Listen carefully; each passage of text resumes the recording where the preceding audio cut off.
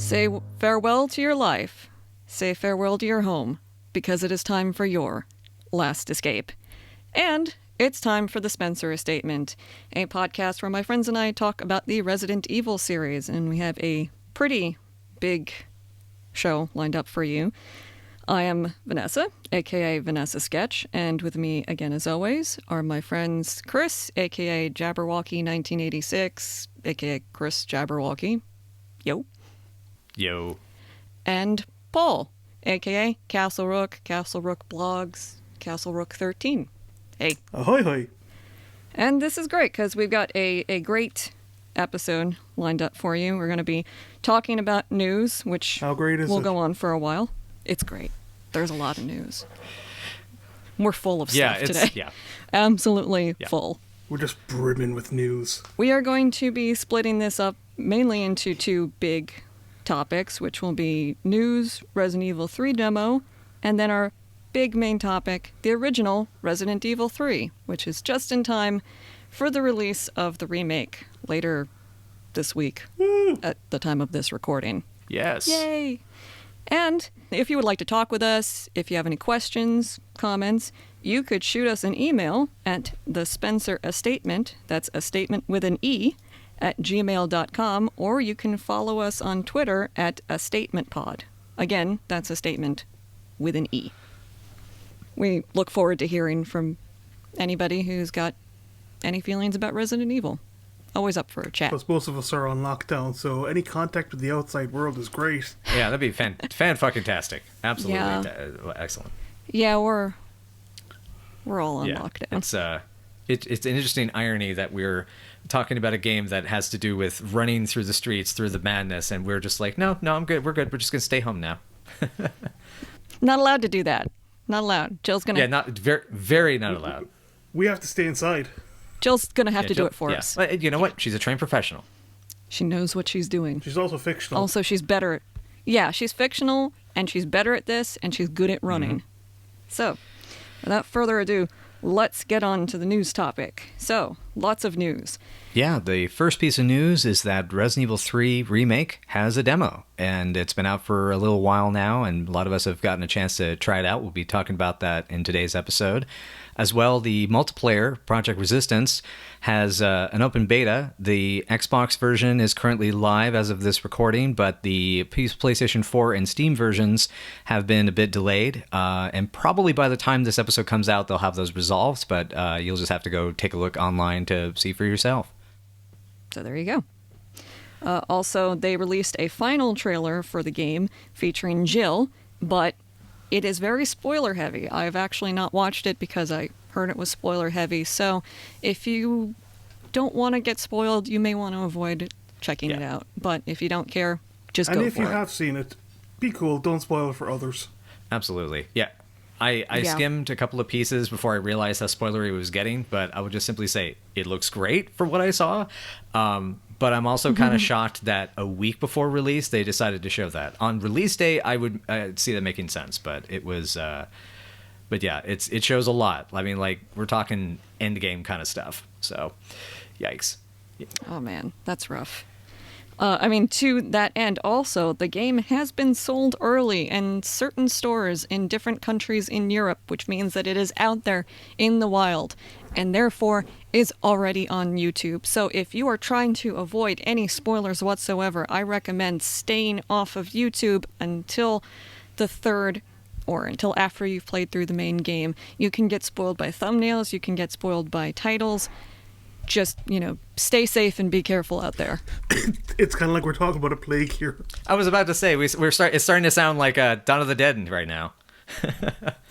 The infection could even be in your home right now. The infection being the game. Now I'm very...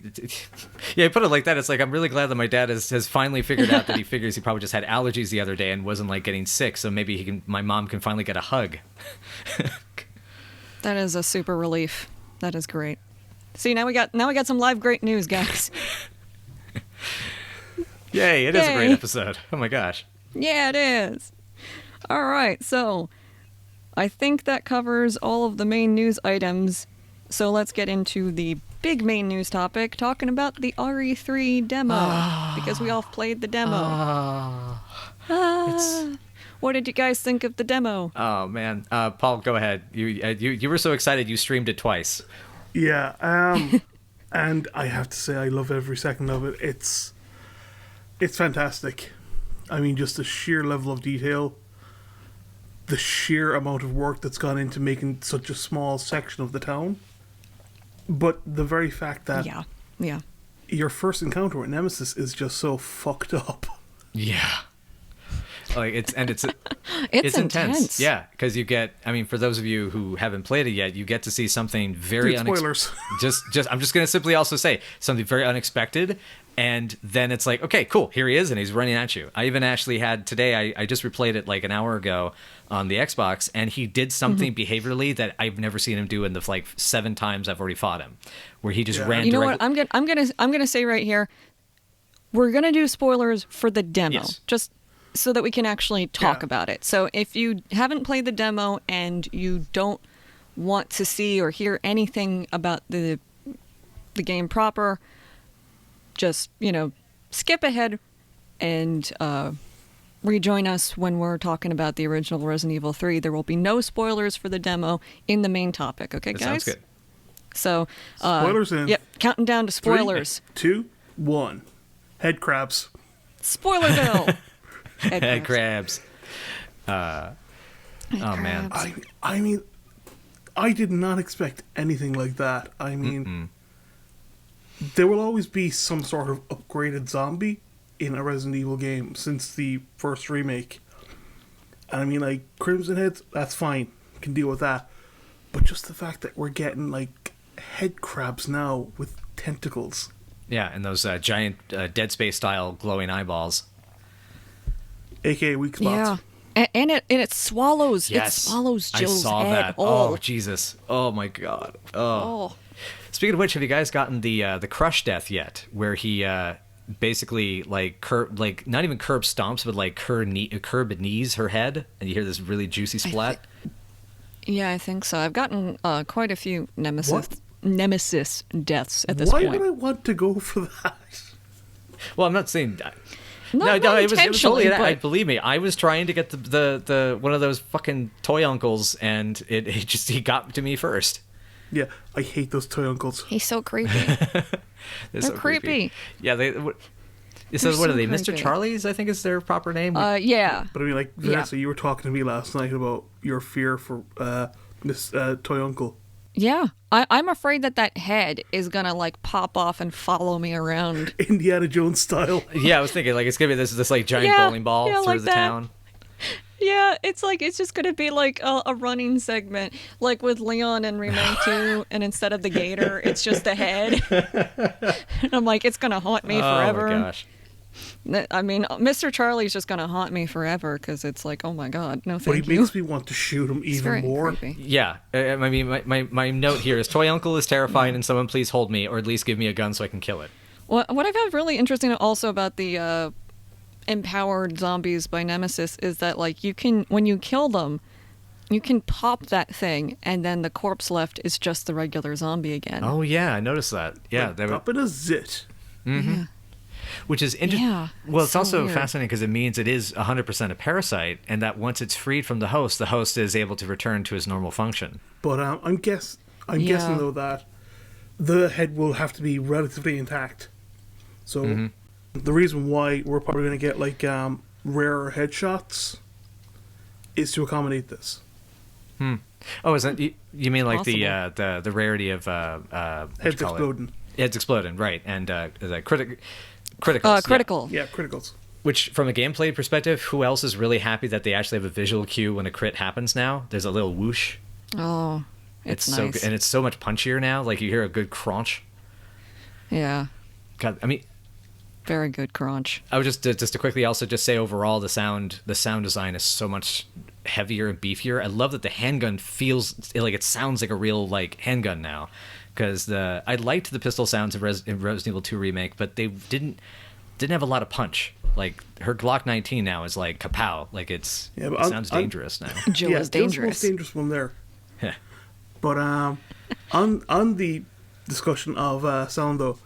The only gripe I have is Mikhail doesn't sound Russian. He sounds like a grumpy Frenchman. Are you sure the beret isn't like becoming a visual factor? Yeah, I was wondering about that. Either that, or he's a he wasn't able to get a job on Chernobyl, so he took his supposed Russian accent elsewhere. I'll move to France. They will appreciate me. They'll appreciate my mercenary But has ways. anybody developed any Nemesis tactics? I throw a grenade at him. Well, you two know my tactic anyway. Yeah. Zoidberg away. Zoidberg away there. Yeah, I mean, the problem I have is that, actually, it's pretty much the same problem I have with the original, is that he has so many options that I don't have. Mm-hmm. And now he can also jump in front of me, which makes getting away from him... He has two different methods specifically to keep you from running away from him, and... Power slide. I can see that getting frustrating. Really frustrating. Have either of you, at least I guess more specifically Vanessa, were you able to do a perfect dodge from his tentacle grab? Because apparently that's possible. I might have. I have done some perfect dodges against him, not always entirely intentionally, so it is entirely possible I did it. I mean, I've gotten pretty decent at dodging zombies, which, funny enough, actually ended up making me dodge more when I replayed the original recently, wow. which was very weird. Interesting. But I think that will be a skill that will very much develop over time, and we'll figure out. Yeah, and it's something that players are going to need quite quickly. Yeah, we will figure out when the cue exactly for each enemy is for dodging. The thing I'm curious about is that, as far as I've seen, it's a button press rather than having to worry about the direction. But I did notice with Nemesis I was having a little more difficulty. So I haven't experimented enough with dodging him, that I am curious if they are going to have something. Because given the way the dodges work is very Bloodborne and very Dark Soulsy in a sense, especially with the fact that she does the little like roll thing, the forward roll. The reason I bring that up is that in Bloodborne, it's pretty typical that your tactic is you have to figure out what direction you need to roll into the enemy or kind of dodge into them, so that you figure out, okay, if they're swinging with their right hand, you actually want to go into the right, so you kind of like swing around the curve. And you're going in under the arm. Exactly, right. I mean, Paul, you and I watched our buddy Ogre doing this, a ton. And I mean, there's actually two different methods for dodging. There's the just, you can press I'm playing on Xbox, so it's like you press the bumper and you can do the dodge. But when you're aiming, you can also engage with the dodge by, again, pressing the bumper. But you do have to pick a direction. Interesting. Okay. That was the only method that I was actually using to do perfect dodges. Okay. I'm going to remember that. Thank you. Yeah. And generally, you want to pick a direction that Jill has the room to roll to. So if there's like something that is directly to her right, don't roll in that direction. It will not And work. I think as well, kind of like the individual monster's area of attack will have a factor in this. Because it's easier to dodge a zombie, because it would have a very small area of attack. Nemesis, though, would be far more difficult. Right. And even like the hunters are going to probably have a swing. The drain damos are going to have sort of like, spread, attacks and things like that. So, okay, cool. Are you guys worried about Nemesis empowering other Yes. creatures? Absolutely. I'm kind of thinking that's how we're going to get brain damos. I took this flea and I made it awesome. Stars. You and I have very different definitions of the word awesome. I'm going by the Nemesis definition of awesome. That's horrifying. Yeah. Yeah, it is. The thing I'm also kind of curious about is whether is actually what it's going to be like to encounter Nemesis with those other monsters around. Because even in the original, it was hard as hell if he was nearby with like just the dogs. And by the time like the hunters and the spiders show up, and the spiders are trivial in Resident Evil 3 at that point. You're so powered up that that wasn't a big deal. But if he shows up in a place with like the hunter gammas, like in the sewer, or if it's with the drain damos brain sucker guys, I mean, that's gonna be interesting. And I'm a little. It's like that's the place where I'm like, balancing is going to be difficult, but it's also like there's probably going to be a hardcore mode, and I'm really terrified of what the circumstances to unlock shit's going to be. Yeah, I'm not prepared for Honestly, if I ever try hardcore mode, I'm waiting for the DLC that unlocks everything to come out. Just give it to me. Just give me the rocket launcher. Sure. I may Sure. Right, I may actually join you in that for the first time ever. Yeah, it may be a bridge too far, but it is my policy to always, go through the main game at least one time and get a feeling for it, and then I can judge whether I have the capabilities of getting better at it or I not. think this is going to be the first time in my history as a Resident Evil player that I will probably be trying this on easy mode. Yeah, I generally always start on easy mode just because I like to get a feel for the controls, and that is the easiest way for me. And I mean, at least in terms of like Remake 2, that one was still much more better balanced in terms of ramping things up from assisted to normal to hardcore. Yeah, that was incredibly good work, but yeah, it did not change enemy placement, which is gonna, again, just we'll see how that goes. In terms of gameplay as well, I also really wanted to point out regarding the demo, and this makes me so excited for the full game, is as expected, given the move from 2 to 3, just like before in the 90s, it's so smooth. When you play as Jill, I mean, your maneuvering is it's seamless, and I just love how seamless that is. I love that the dodging technique, you can just swerve around them, and swerve around zombies. She can do capoeira. Yeah. Oh yeah. Sure. Sha, Brazil. But when do we get the parkour? That'll be 4. Yeah, we get a remake of 4, we'll get parkour. Yeah. Leon will parkour over the boulder. Yeah, they'll do an homage to the District 13 chase scene in the first act. I want Leon to like frog leap over the merchant. Just jump right over him. That would be hilarious. Merchant goes, that's not the high price I was talking about.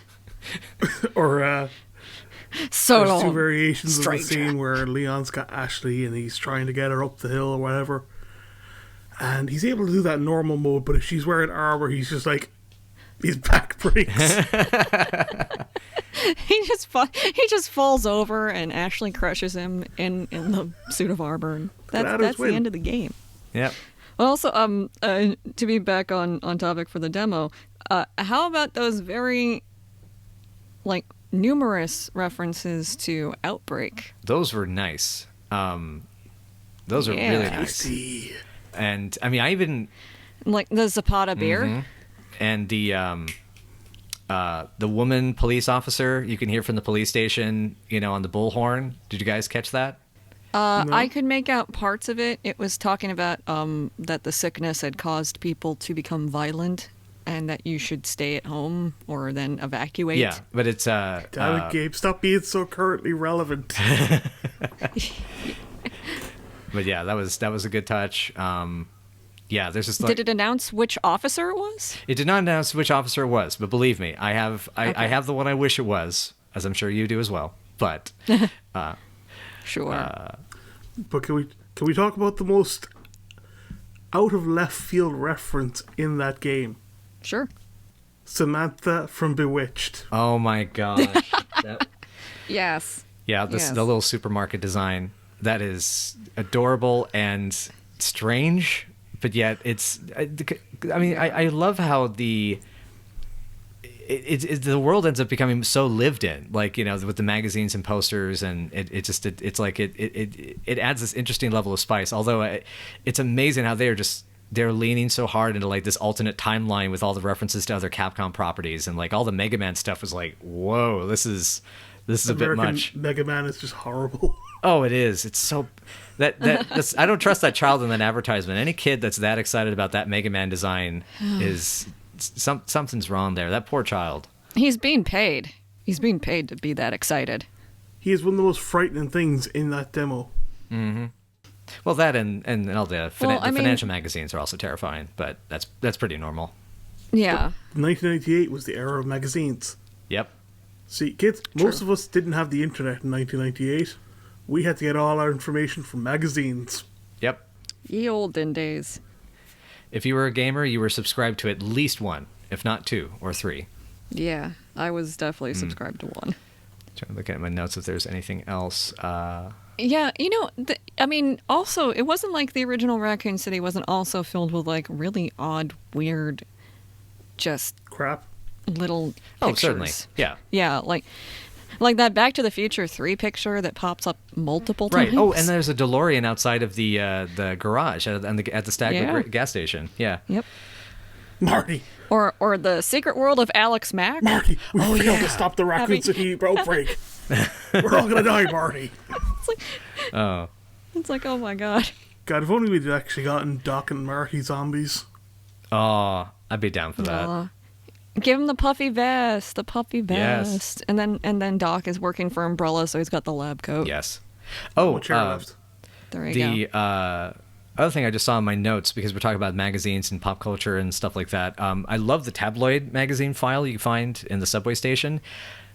Oh my god, yes. It's full of puns. It is amazingly bad puns. It's so good. And I love that they even still call it the cannibal disease, just like the file you find in the newspaper office. Yeah, it's a really nice little touch. I mean, also, Kite Brothers. Kite Brothers. Making a comeback. Oh, man. Making a comeback. Good stuff. I was like, oh man. I was like, wait, that does look familiar. I have to double check why exactly that looks familiar. And I was like, oh shit, yeah. Outbreak, man. Yeah. Good Just stuff. makes me wish we actually had an Outbreak remake. Yeah. Nah, Please, Capcom. yeah. And take a port. Yeah, and that's... I would take it. I would take it. Yeah, just a port would be fine. Yeah. I mean, I would love a remaster or a remake with some better, smoother controls, because that's, at the very least, a port with better load times. Because honestly, if you got rid of the load times in Outbreak, you probably would have had not just a good game, but a great one, to be honest. Yeah. As it is, it's okay, but just you have to put up with a lot.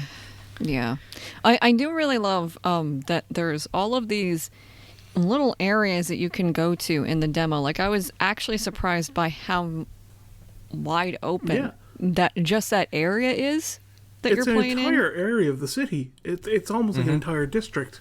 Mm-hmm. It is. I mean, it's the shopping district from the original. It's just that it's a little truncated, but yeah, it's very much the full thing. It feels like it. Yeah, you get a very decent chunk of real estate in this demo. Like, when I first played it, I was like, oh my god, there are so many places that I can go to, and like, yeah, you can go through this incredibly quickly once you know what you're doing and the pattern of everything, but there are so many different little places that you can visit and go to just in that demo. So when you take your time, you get to see a lot of really cool stuff. It's a demo that actually rewards you exploring the area. Yeah, I mean, like, as much as the toy uncle, like, shooting all the toy uncles doesn't seem to give you anything right now, the fact that it has that for you to find, and that there's even some esoteric little ways to get some of them, I mean, that's good content. And it's a lot of content to get for free before the game comes out. Yeah, like, I really genuinely love, even if those secret Charlie's toy uncles were really difficult to get, I loved that was in there, because it felt like a nice callback to the RE7 demo and how esoteric that shit got for a while. Yeah, but did you have to put any hands in front of the windows or anything like that? Sort of. But, yeah. Quick show of hands, who else used the Where's Barry YouTube channel's guide for that? Because I certainly did. I did not. No. I think I just used a list that I found on the Reddit. Ah. Well, there's many, there are many lists. And they updated it. Okay. But yeah, I won't. Okay, so in that case, I will try to be more on the side of, okay, I'm not going to show favoritism, but there's a lot of great guides that are out there. I just use that one. That's all I'll say.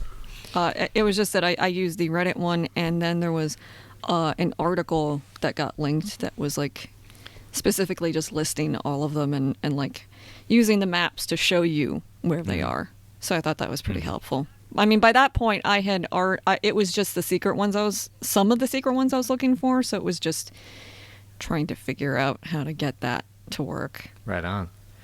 I found the first one, like, actually I found a lot of them on my own at that point. Nice. The one in the subway, Mm-hmm.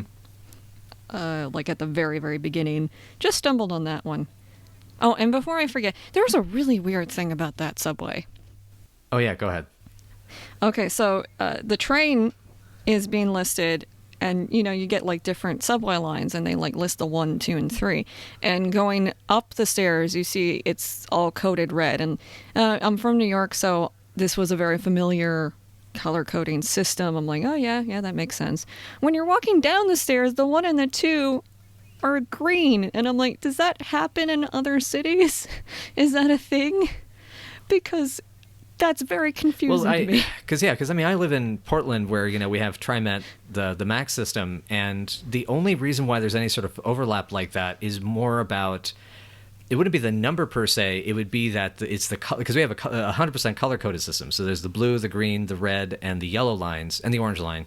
We have another one coming at some point, and what it is that there's certain stations that serve multiple lines, obviously, but yeah, like if it's from so it'd be like, okay, in this direction you can get these different colors, but that doesn't necessarily mean, I don't know. I'd have to like look at what you're talking about to fully like confirm, but it does, from what you've described, it sounds weird. Yeah, because like the 1 and the 2, at least in my experience, have been red. So I was like immediately going like, oh yeah, that makes sense. But I mean, like sometimes, but like lines.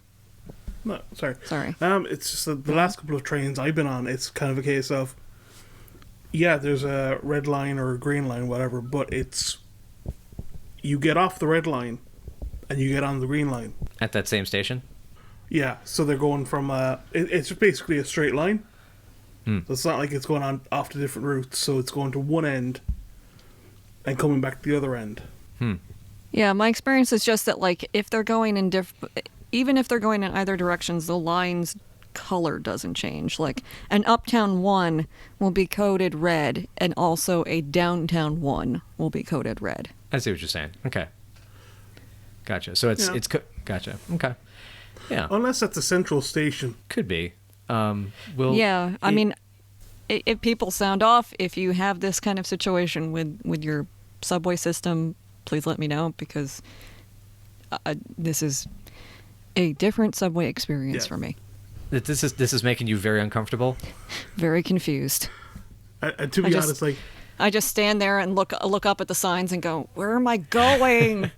To be honest, I don't have this problem, because the nearest city to me, it's all just inner city buses. That's its own hell. It's a different situation. Yeah, but I only have to wait for like 1 or 2 numbers. So that's all I care about. I mean, definitely check out all of the posters in the subway system, because there's a lot of really fun stuff to look at. The references, the fake movies, Freak Cinema 1998. Oh, gosh. There's the one about bowling. Yes. Powerful. Yes. Oh, I want that to be real. I still want that to be real. It probably is. That one's one of my favorites. I mean, that at least looks like a here's my thinking. Why hasn't that been a Critters movie yet? Like the Critters attack a bowling alley, and then they get turned into bowling balls. Exactly. Yeah, but they jumped the shark with the space one. I don't know, man. I've heard mixed things about the new miniseries they have on Shudder. Oh, they made a miniseries. Yeah. Oh, yeah. No, look up the trailer for that, bro. No thanks. But I mean, like, Hell Squid Origins. Oh. Hell Squid Origins. So. Yes. Hell Squid 0. You get to find out the dreaded origin of the Hell Squid. And also that Skull Stalker. Yeah, the 2 films back to back.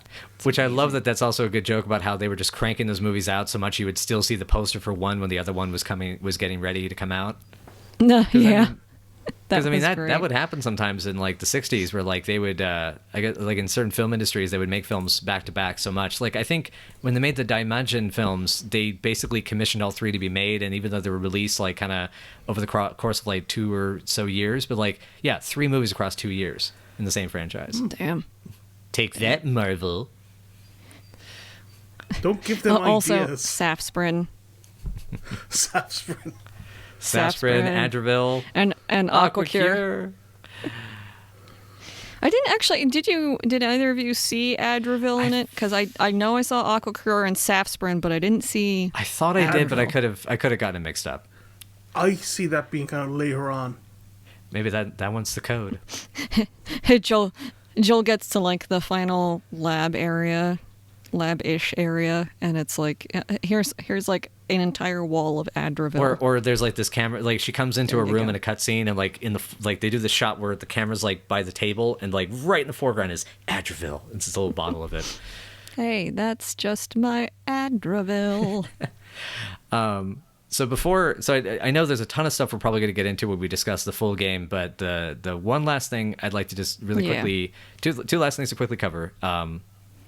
One, because I don't forget, I want to forget. The other, because just it made me feel so happy. Firstly, when we're talking about like cool background stuff, did you guys notice that the shops, one with the name Wolf, the other with the name Eagle, are across from each other? Yes. Yeah. Also, when I was replaying 3, I was like, oh my god, right, Eagle Pet Shop was already in the original. Yep. I spotted that a couple days ago. Yep.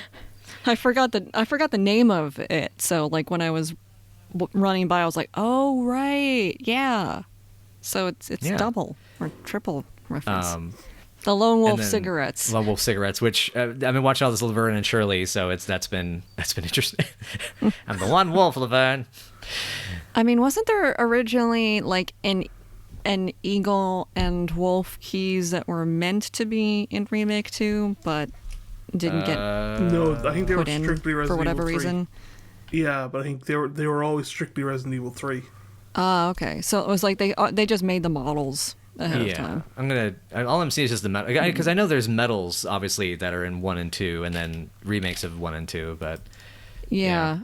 I mean, original Resident Evil 2 did still have the medals, but they are not. Oh, that's right. in Sorry, the that's right. remake. You're correct. Yeah, that's right. I kept waiting for them to show up, but they didn't show up. Anyway, last thing I was just wanted to bring up is the music. It is so good. It is really I good. love that the themes are a bit more distinctive. The use of synths is really exciting. It's really nice. I love that Terminator style theme on the menu.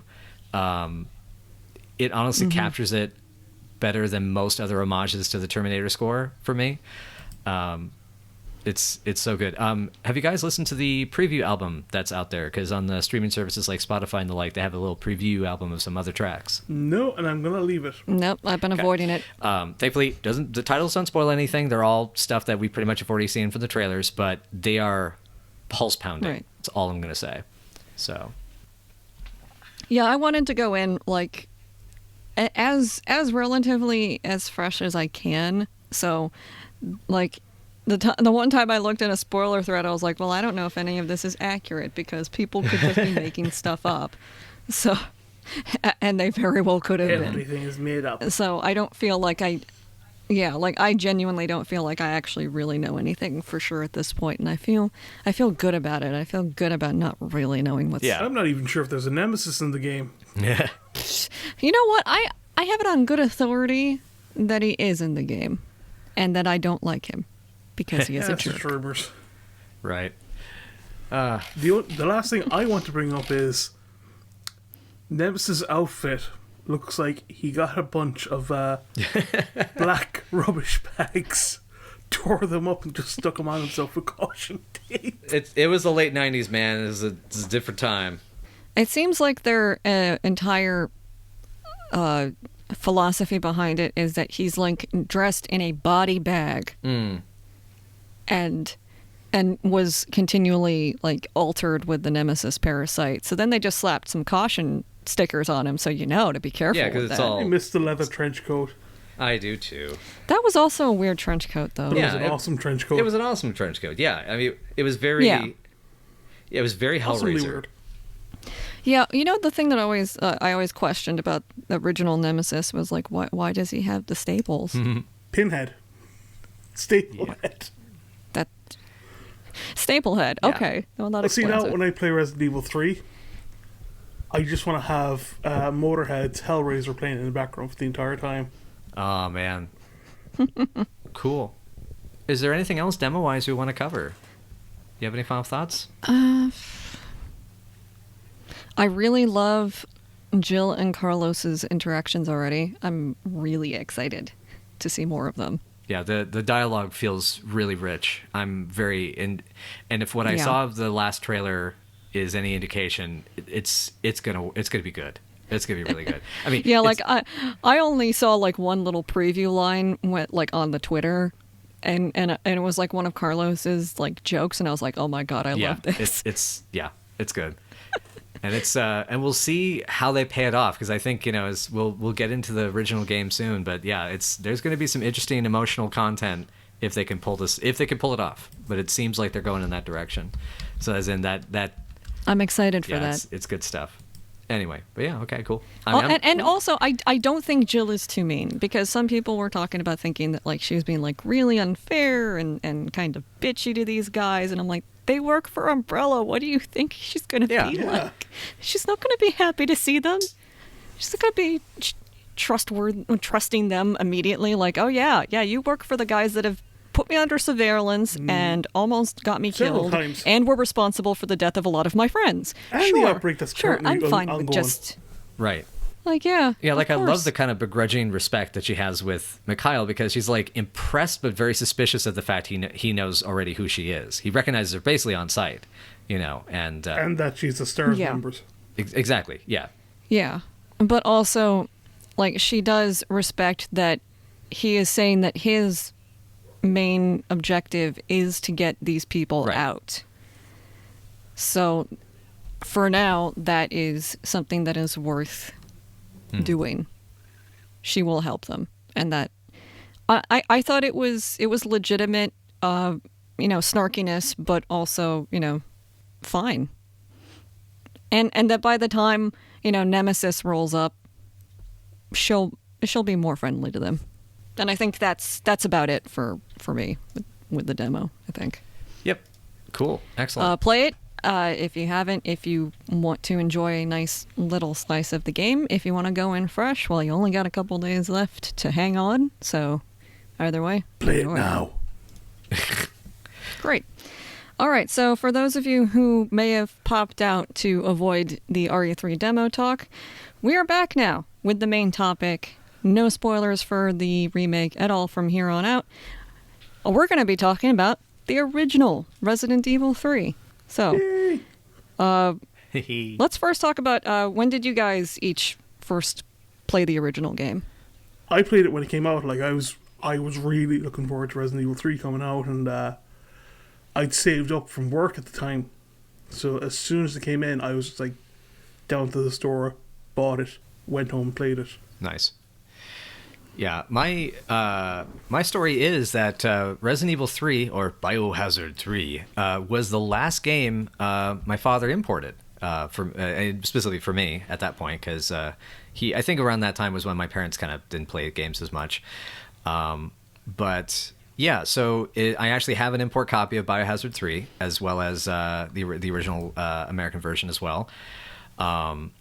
And yeah, so that was my first introduction to it. So I got to play it in Japanese and not know what the file said. But I had walkthroughs about like where to use certain items and things like that.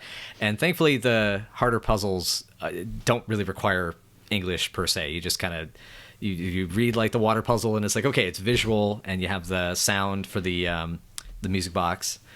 But, yeah, you can suss it out. And yourself, Vanessa?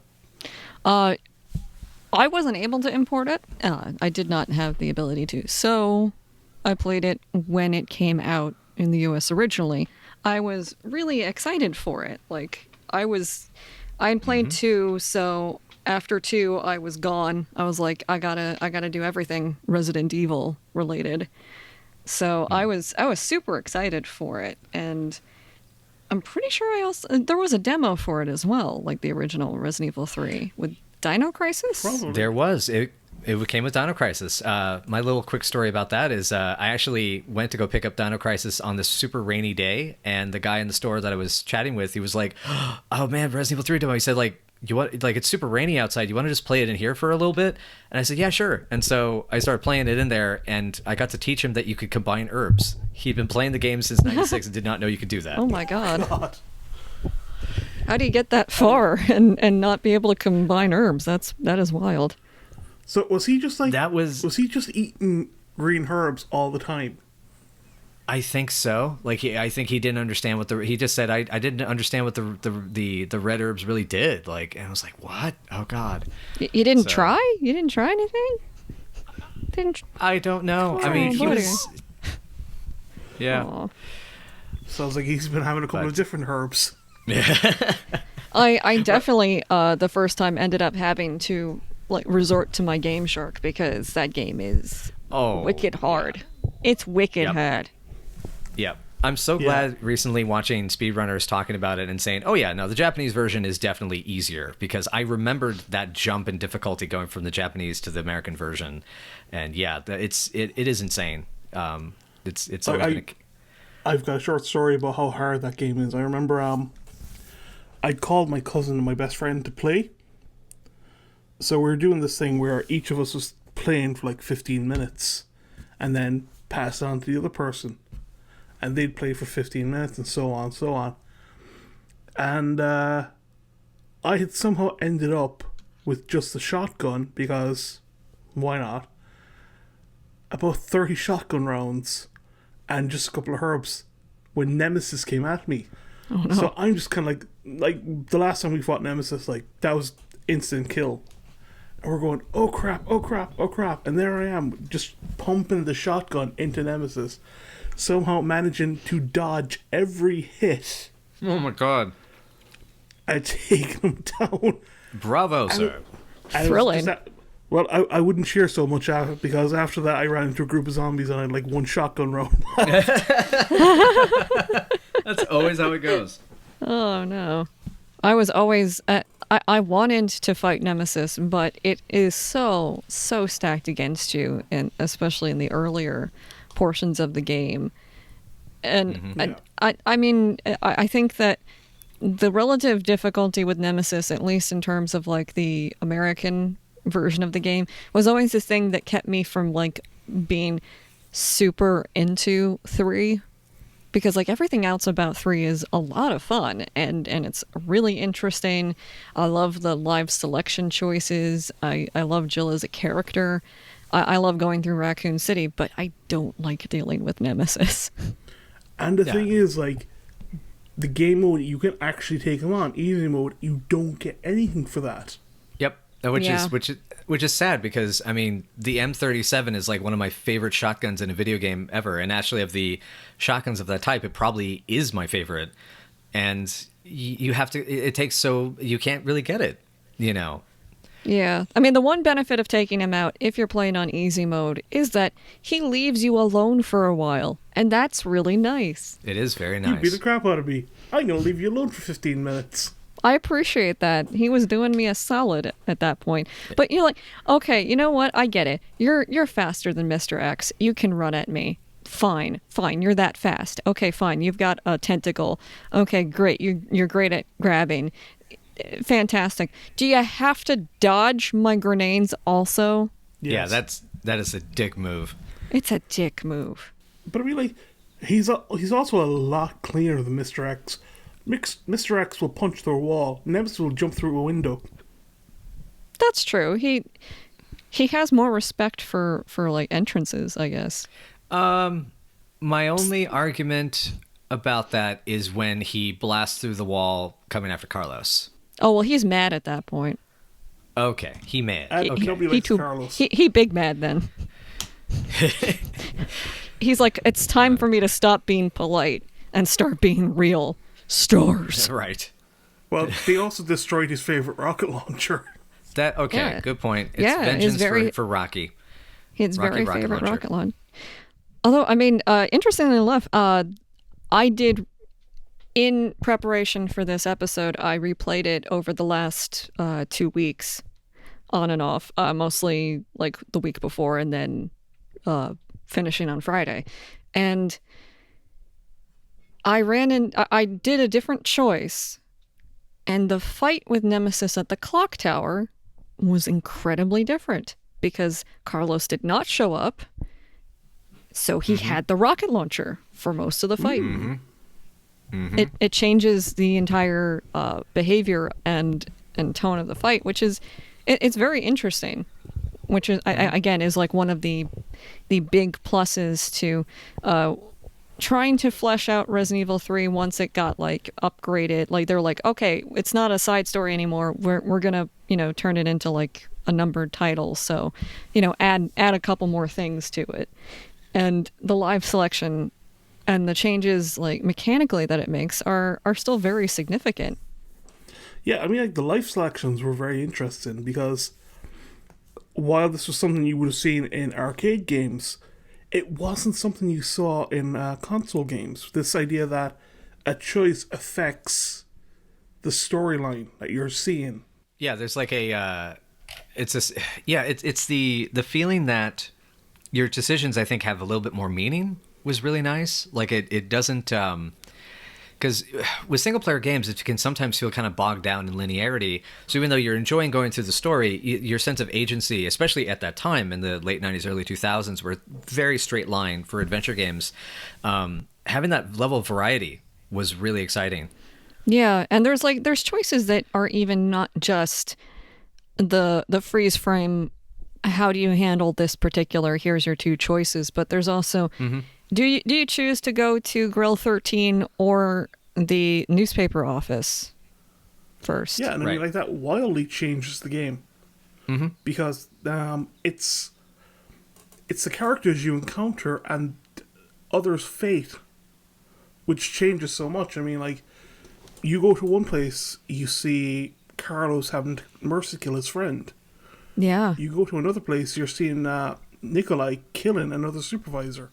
Right. Yeah, the big difference is like restaurant or newspaper or Stagla gas station first or the pharmacy. Pharmacy. Or like the pharmacy offices, I guess they are. Right. Yeah.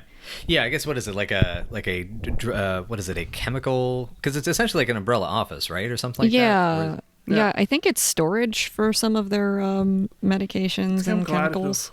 Yeah, something like that. It's like pharmacist storage or whatever. Yeah, it was never really clear, which is but yeah, exactly. There's so many aspects to that get to shift and change, and then the other major shift is depending on what you do at the end, towards the end on the bridge when Nemesis attacks you, and either pushing him off or jumping.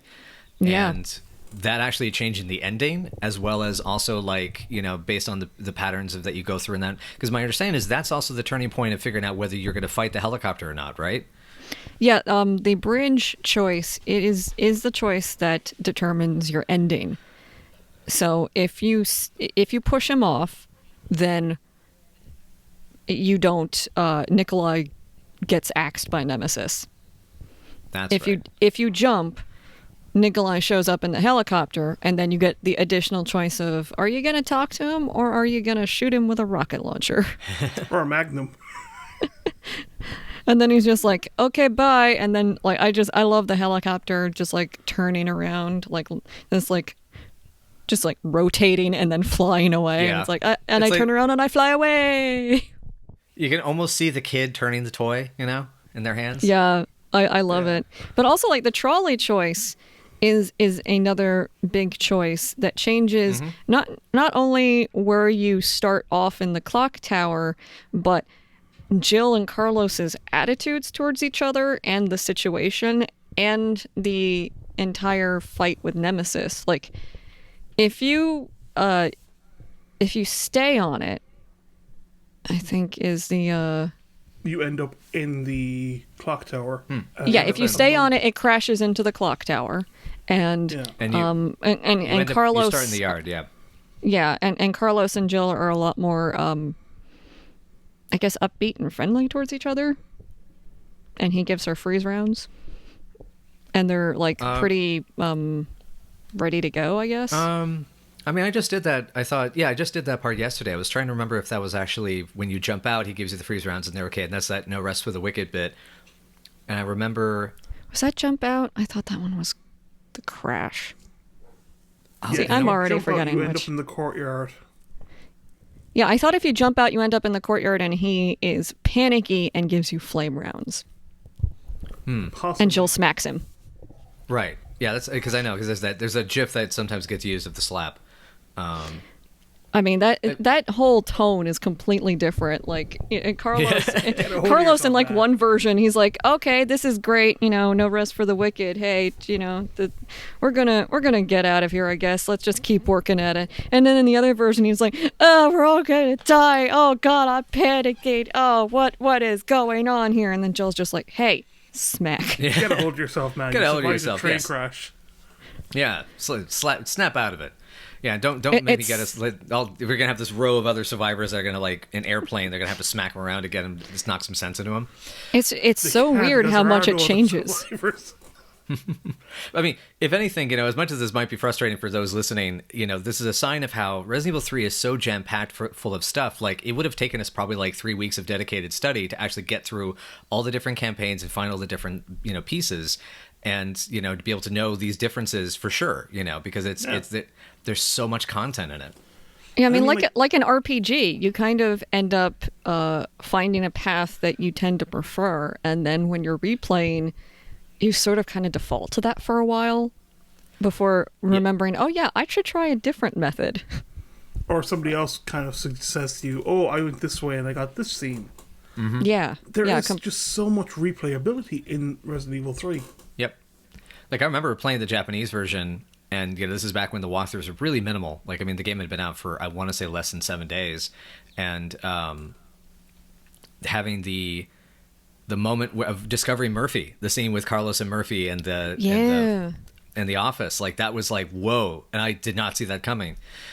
It was these wonderful surprises, and and then like Tyrell, like seeing him or getting to see him blow himself up with the grenade and try to kill Nikolai. Like, there's a wonderful sense of exploration to it. It's very, very different. Mm-hmm. I love that about it. Yeah, it's a game that does reward you exploring the area rather than just kind of like go to point A, get item B, get to locker C, so on, so on. It's just like, if you go to different places, you will get a wildly different game. Mm-hmm. At the very least, you'll get a different emotional experience because you will see or experience things sometimes drastically differently. So that mechanically the game is still going to be the same, but that the scenario that you're playing through will definitely shift. You get a lot of variation. Exactly. Yeah, and based on my notes, that actually brings up one of the things I just love about the whole experience of Resident Evil 3 is just like how the environment is so full of stuff. And I think, that's, where it kind of comes from, is that they fill it with all these events. Like, there's all the, like, even just like the particle effects they added of like water and fire and, stuff exploding and all these, it's a very alive world, even though everything's gone to hell. So it's apocalyptic, not post-apocalyptic. It's dense. It is dense. Very densely packed full of details. I mean, I love all of the little shop windows. I love just like the way that it looks so trashed. Yeah, exactly. It looks like it's gone to hell in a handbasket very quickly. Right. Yeah, because there's some files that imply that this has been over the course of like a week, but you get the feeling that like they only shut down the city maybe like 3 or 4 days ago. Like the National Guard came in and or the military came in and closed it off. Yeah, as far as I know, in terms of like timeline canon-wise, Birkin was he had his confrontation with the Hunks team on like the very end of the 22nd into the 23rd of September, and that's like the final thing that kicked the infection into overdrive, even though the city was already starting to have a lot of issues at that point. Mm-hmm. I mean, Yeah. this is a little like out of order, but there actually is a file that you find very much at the end in the dead factory from a guy who was working there, and at first, referring to the bodies they're disposing of as guinea pigs, and how everything's going fine, and then after a couple of entries, it's like it is too much. These bodies, there's too many bodies being sent to us. We can't keep up with it. It is infecting the staff. The vaccine we have isn't working anymore because it mutated.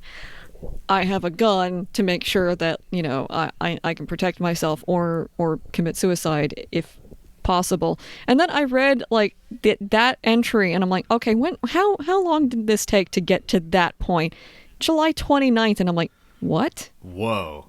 What? Okay. What Which did Birkin wreck it like in like 4 days? Well, I'd say what probably happened was Birkin realized Wesker's dead, or Wesker's not going to be able to help him, so start sending things to hell. burn the place down.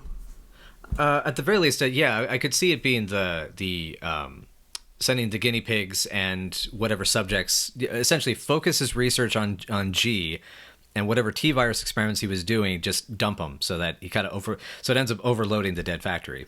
Yeah, I mean, from what I gathered, canonically, it was that once Birkin got wind that he didn't think Umbrella was going to reward him for his G-Virus research the way that he wanted to, he intentionally overloaded the dead factory. I just thought that, that didn't happen until September, not like 4 days after or 5 days after Resident Evil 1. I was like, that's a little quick, man. Yeah, that's exceptionally quick. When's that first entry? Is that the July? The first entry, I think, is in June. Okay, yeah, like it's like over maybe like a month or two. It's a pretty quick thing. I only remember that like the one of the final entries was like right after when 1 takes place, and I was like, wow, okay. Yeah, because I mean, like, it could even be a case that Umbrella's trying to get rid of the evidence of the mansion incident. I mean, that's a bit of a stretch, but because we don't know the proximity of the factory to the Arkley Mountains and to the Raccoon Forest region. Yeah. So okay. So here's another thing to throw. I actually went ahead and looked up the manager's diary on the evilresource.com. Oh, good. The June 7 is when it says the guinea pigs we have to dispose of are increasing. The system is not working smoothly. Then July 16th, like, what is that? That's 8 days. That's about a week before Resident Evil 1. We can't dispose of all the bodies, and the quality of the liquid medicine is not good enough either. And then July 29th, the function of the system decreases. Number of bodies we have to dispose of doesn't. The infection levels increased, and the antibodies we're using is no match for the new mutation of the virus. So it makes me wonder if this was either a localization issue or this was whoever wrote this part of the files, whoever was writing the documents may have had their timelines a little mixed up, or that because I mean those mistakes can happen even on a game especially on games of this size. Sure. Yeah, that my first thought was that it was like, just kind of a date mistake. But it can also add a layer of mystery to the game as well. Yeah, I suppose. It's mysterious. It's spooky. How much did Birkin screw everyone over? Yep. Very much. Right. And all of the ways. Hey, at the very least, if Outbreak does get officially pulled into the canon, it also then implies there were a lot of other facilities around the city that could have overloaded that system, that infrastructure. Yeah, there is. I mean, if anything, there's still like 11 billion Umbrella facilities in Raccoon City. So right, there's always another. It's less of a city and more like a few buildings on top of a major Umbrella lab. Raccoon City, brought to you by Umbrella.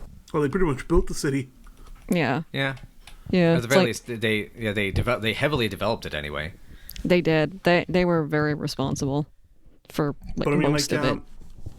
But even just the idea that the dead factory is unable to contain the virus kind of plays very much into one of the themes of Resident Evil 3, failure. And it's something you see a lot of with Jill, is that yes, she is the heroine, but she fails a lot. Constantly. I mean, like, the only time she actually succeeds is by getting out of the city. Yeah. That is the only time Jill is actually successful within the game.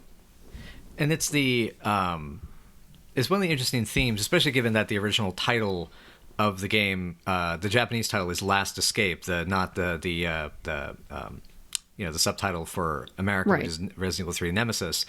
And it's like she even mentioned in the prologue, like how it's her last chance, her last escape, and that it's very, because the prologue actually really does have this element of she just has to kind of make that kind of hard decision of, going out there for herself. And it's thematically is interesting that as the player, you are told to survive, and you're being sort of tested with these examples of hearing people in danger and trying to help them and being unable to succeed in doing so, which is further trying to press you upon this idea of you must survive, you must get out of there. And it's interesting because, the concept of it as a failure, like, I don't necessarily feel that Jill 100% fails because she still lives. But it's also the aspect that she's not able to fulfill the duties and the oaths that she upheld, which becomes a very interesting thematic element that I'm kind of bummed we never got to really see develop in later games. Yeah. But I mean, like, it's not even like trying to impress upon you. It's just the fact that Jill is constantly just those few seconds too late to actually save anyone.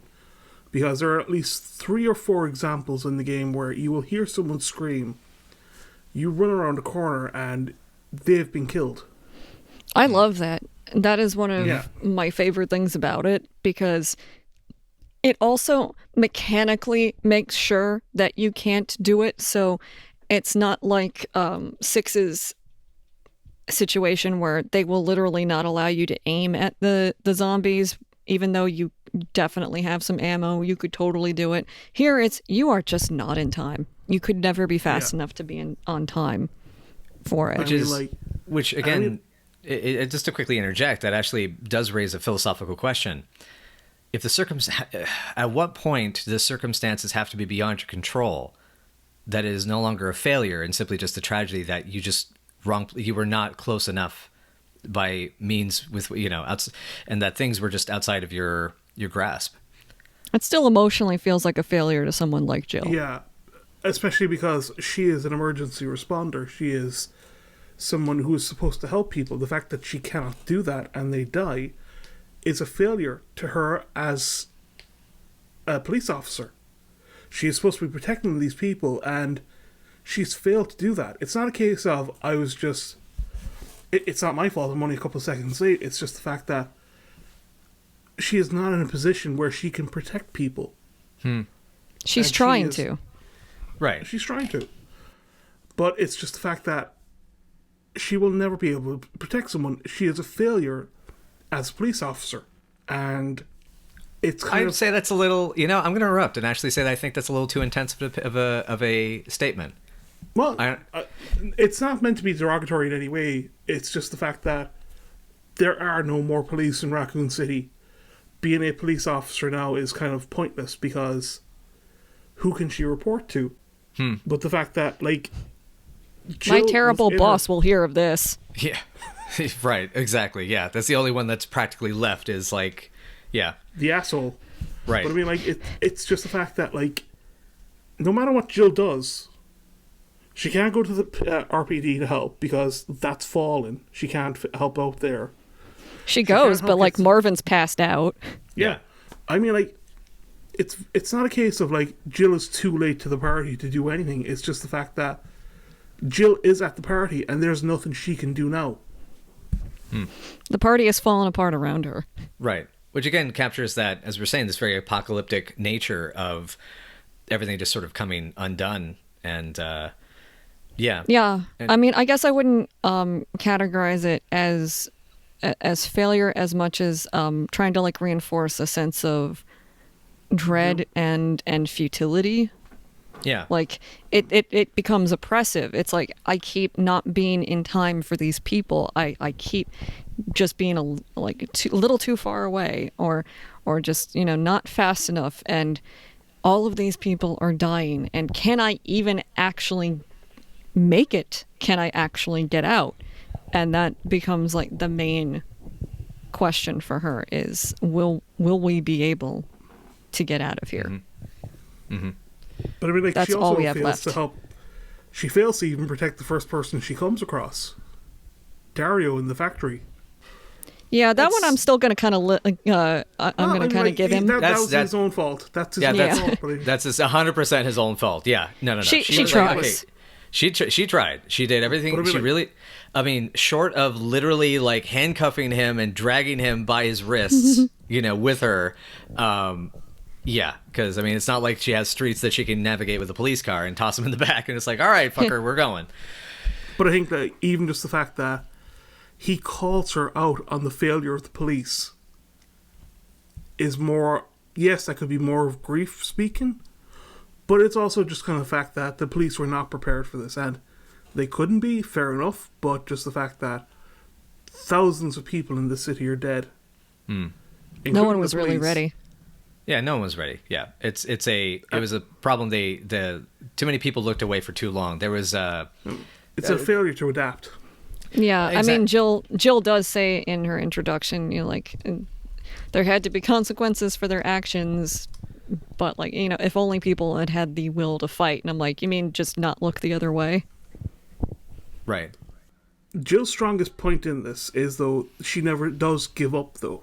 Unlike a lot No. of other people, and you see that constantly. Yeah, that's in true. the game. Yeah, through the files and different characters that you encounter, so many people give up. I mean, even the Murphy scene with Carlos. I mean, Murphy essentially, kind of asks for it. It's the sense that there is a sense of helplessness that she does not allow herself to feel, and despite even having to be, assisted by Carlos in the kind of the end of the second act, it doesn't register as necessarily her own weakness, because she was fighting a foe that was, no one person could have defeated it. The closest she comes to being hopeless is when she's infected and Carlos is talking to her and she says, like, look, if I change into a zombie, you can't hesitate. I need to know that you will kill me. And that is the closest she comes. And that's still a matter of practicality. Mm-hmm. But I mean, like, two of the most notable ones I can think of is the supervisor's journal you find in the alleyway, and the mercenary's journal that you find next to him and the dead girl. Right, in the clock tower. Yeah, that's one of the saddest.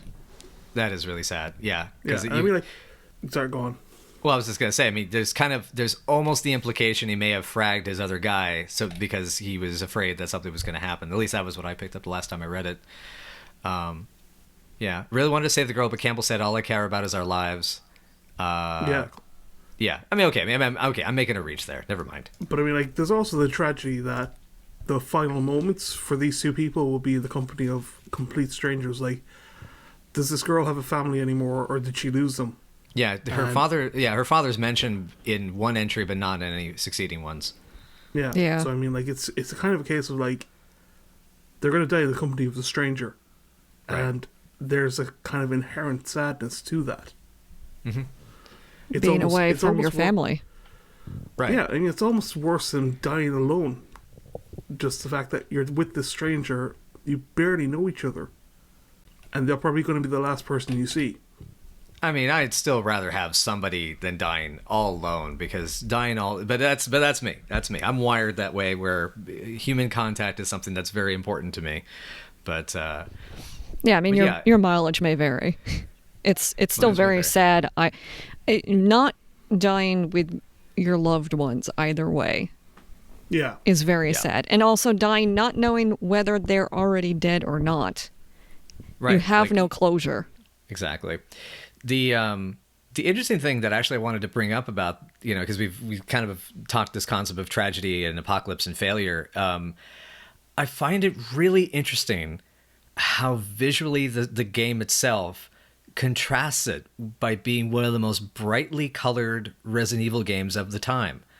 You have all the neon signage, the flame, the palette is incredibly bright and colorful.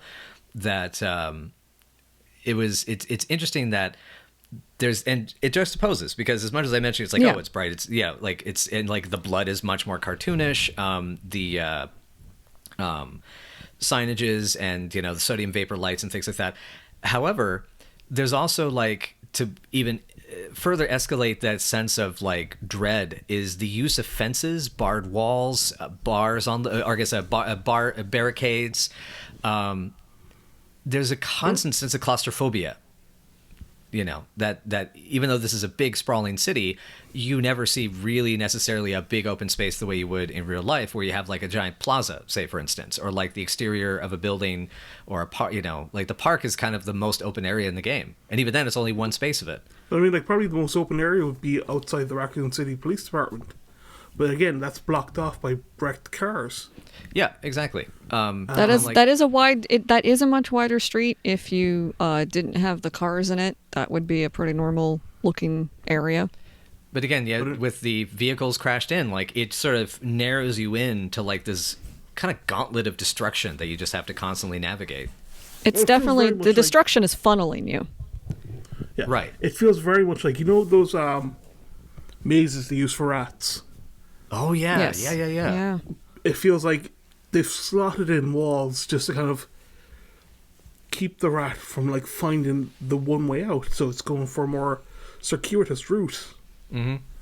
So I mean, like, but the thing I find amazing is just how flimsy some of the barricades are. Like, this was probably literally like, Oh, yeah. I mean, like, this is like finding something like, you know, a concert when you have like the portable chain link fence.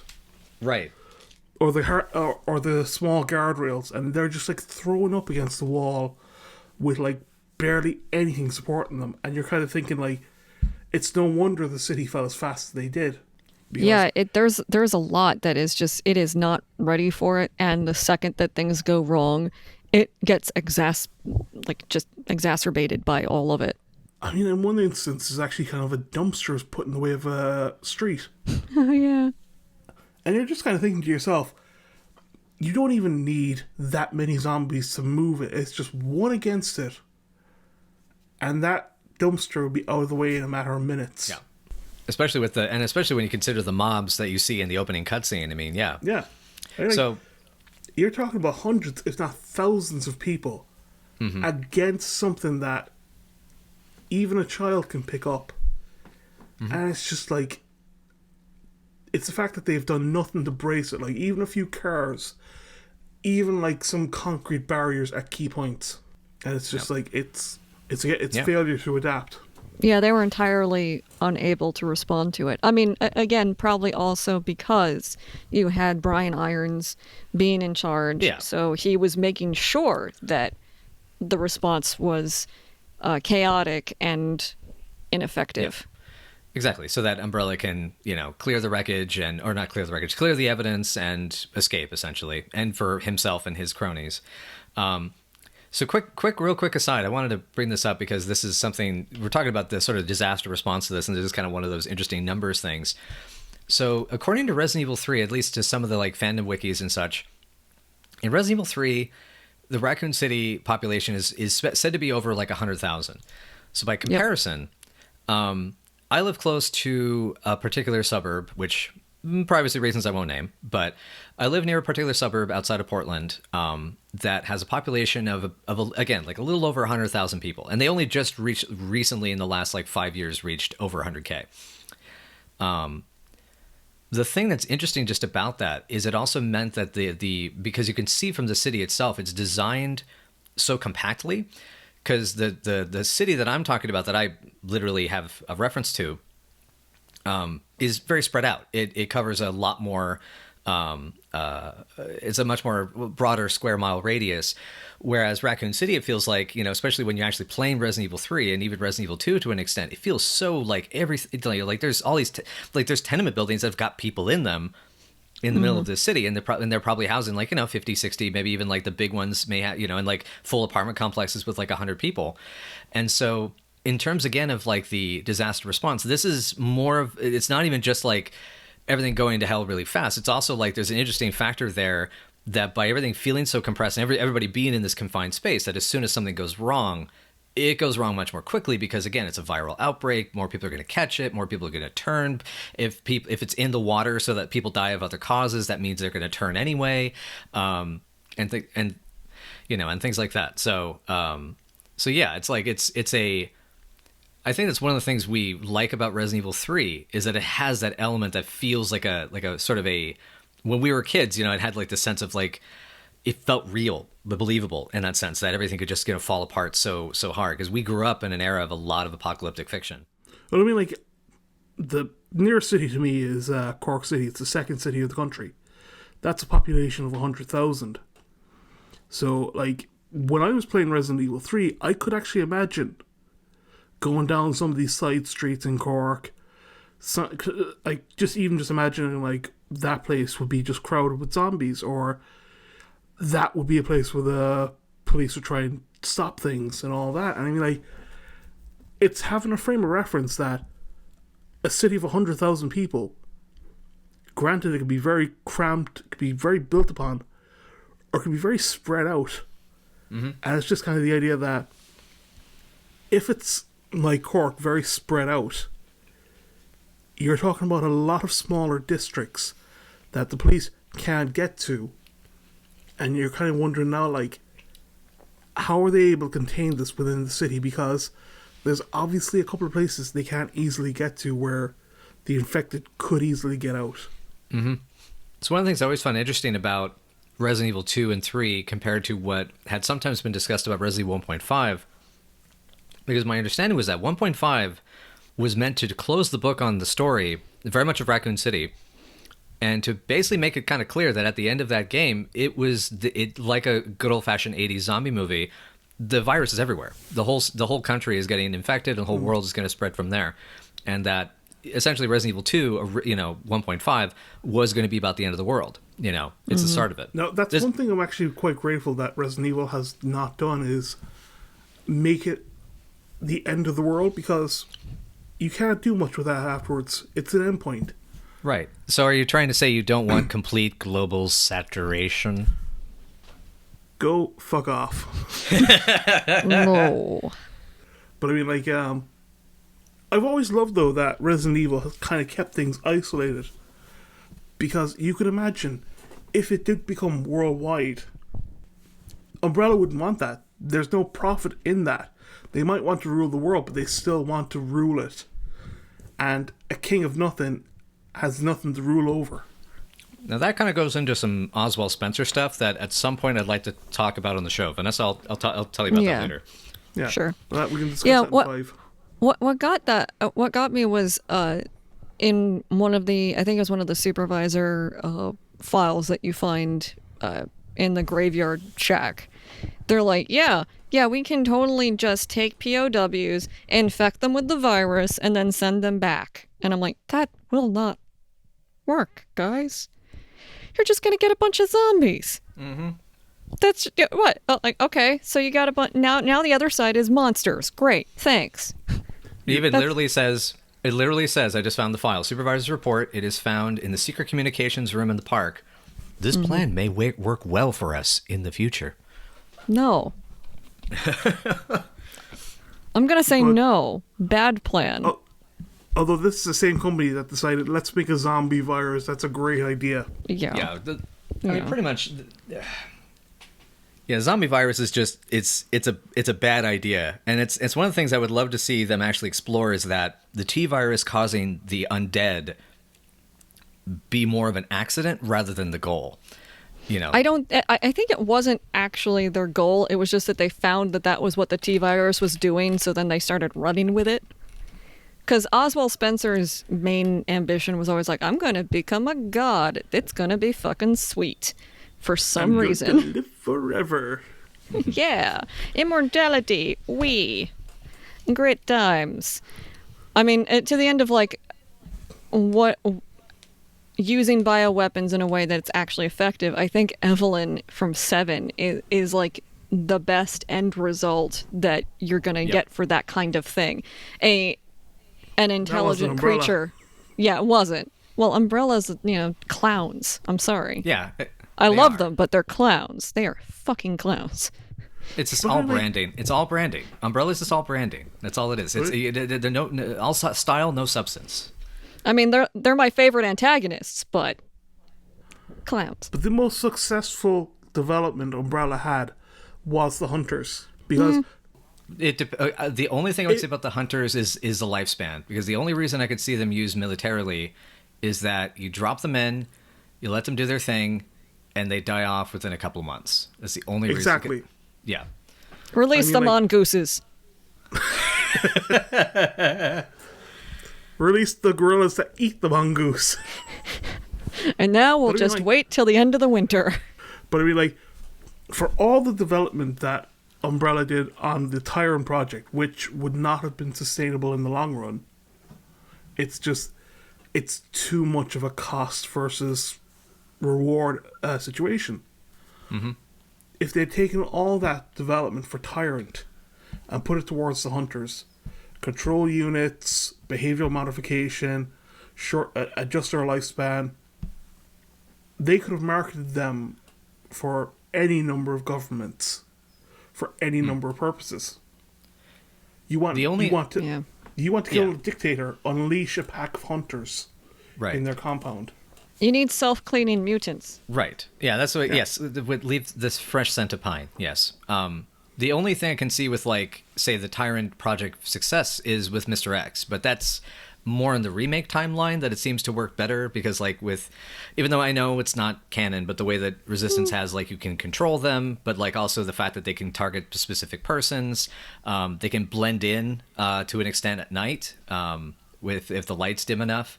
I mean, okay, blending in quotation marks. I mean, arguably, that is similar to the original. He was programmed to go after the G virus. He had a very, very specific mission, and he was, implacable when it came to dealing with that. If you've got a creature that can only do one mission at a time, you're only going to have one creature at a time.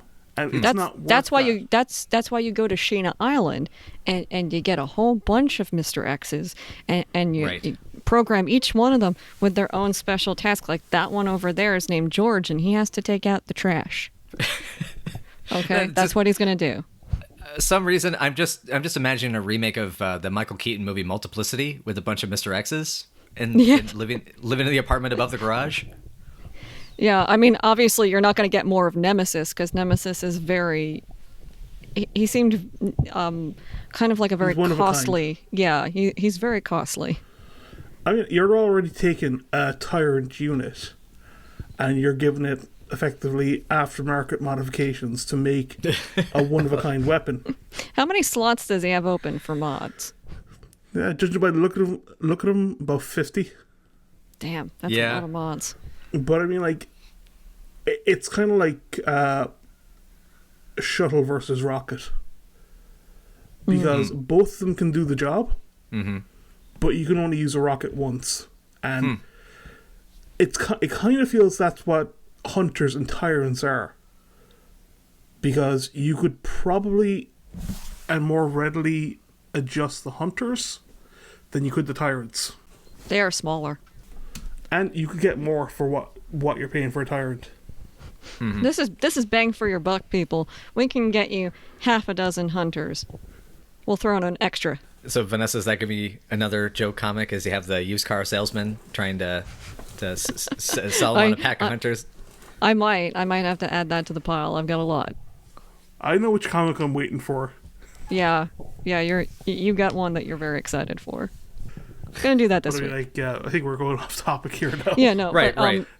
Okay, how about like bringing it back to a lot of people in discussions about Resident Evil 3 over the years have talked about like the clock tower and it being, the Spencer Mansion or like the RPD of RE3 and like it being, the big iconic location. But I would like to posit that it's not, and Raccoon City streets itself is the equivalent. And I would agree with you on that. 100% agree. In my replay of it this past week, I still agree, but I also am starting to understand why I think people feel that way about the clock tower. And part of it I think is I think aesthetically, just the aesthetic of like, oh yeah, okay, there's a main hall, there's two wings of the building, you go up to the second floor, but it also is the first place you really get the characters to like slow down. One of the amazing things about Resident Evil 3 is how completely relentless it is from go. And so even though, yes, absolutely, I think the scavenger hunt aspects, the way you go to the different areas of the uptown and downtown, and downtown in particular feels very much like the most of the Spencer Estate type equivalent, but with like say like the pharmacy and going back to downtown is kind of your guardhouse segment, but battery. Right. The battery in the Mayor Warren statue haunts me to this day. It haunts me to this day because like why? Yeah. Why, George Warren? Trevor designed that. Oh, he had to. It totally had to be George Trevor. And what was that thing I was saying? Is like it's symbolism. It's like, see, first you get the law, and then the law, they use that to get the compass. The compass comes back to me so that I can guide the way to the power to the people. See, it's symbolism, something like that. And I then remember somebody saying smacks Michael bullshit. Warren in the face. Yeah, I'm amazed that, and I think it's just part of like, in fiction at this time, people just didn't think about like the political infrastructure of these types of disasters and how they dealt with it. It was very like, the only way they would think of it is like the president making a decision. I would love to know what the fuck Mayor Warren was doing during It's just all some of this. goofy shit. It's goofy as He shit. actually left the city almost Yeah. immediately. He left his daughter behind. Yeah, he left her to die with I irons. mean, like, yeah. Classy he guy. He left irons to protect her. I mean, really. The man was not a smart man. No. I mean, also, like, the lock for City Hall, it is probably like the apex of like Raccoon City bullshit. Where, like, it's Yeah. all of these gems, and you gotta get all of them in order to be able to access City Hall. But oh, look, 2 of them are missing. You better go find the 2 of them. Where the hell could they possibly be? And it's like, really? Really, guys? Really, Raccoon City? But I mean, like, this is how you make sure that the mayor does not get disturbed and people aren't complaining to him. Just Well, I make was it about to- impossible to get into City Hall. I mean, this is an expansion on the "You Can't Fight City Hall" song from Rocko's Modern Life. You can't Yeah. fight City Hall because you got to get all those gems. Yeah, you can't get those gems because, like, I don't know, one of the restaurant owners swallowed it or something. Some crap like that. You And- can't and get one of the Marvin's like, gems "What?" Because you can't get one of the gems because one of the reporters stole it and they're like Yeah. writing a report about it now. Yeah, like it's just at the newspaper office sitting on some guy's desk, and it's like, but. Yeah, it's like, You mean the newspaper office like 50 feet away from us? I love Yeah. it. It's I think like I'm making fun of it, but lovingly because it's ridiculous. But It's You like know. the episode of The Simpsons where Bart finds out Lisa has made a science report about him. oh And yeah, he hides her journal. oh man, And it's like, I'm going to leave you an intricate puzzle for you to solve in order to find your journal. And she just runs off, comes back and is like, found it.